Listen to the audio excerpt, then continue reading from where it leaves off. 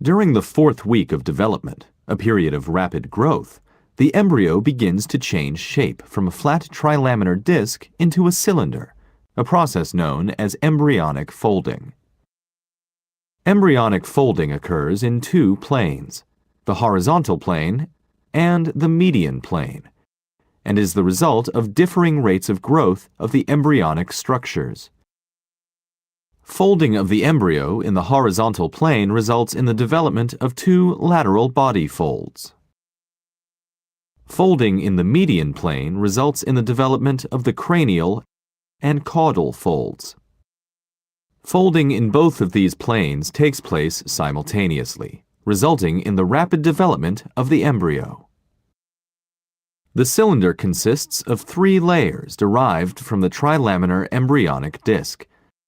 These are the endoderm, the innermost layer, the ectoderm, the outermost layer, and the mesoderm, located in between.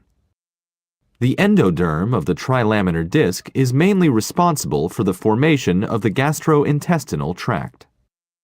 As embryonic folding continues, the endoderm moves towards the midline and fuses, incorporating the dorsal part of the yolk sac to create the primitive gut tube. The primitive gut tube differentiates into three main parts: the foregut, midgut, and hindgut. The foregut can be seen at the cranial or head end of the embryo.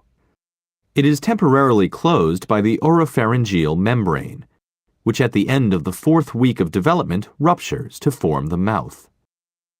The midgut lies between the fore and hindgut and remains connected to the yolk sac until the fifth week of development. As embryonic folding continues, the connection to the yolk sac narrows into a stalk known as the vitellin duct.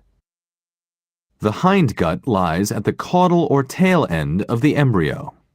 It is temporarily closed by the cloacal membrane, which during the seventh week of development ruptures to form the urogenital and anal openings. As a result of embryonic folding, the major body plan is established, and the three germ layers continue to differentiate, giving rise to their own specific tissues and organ systems.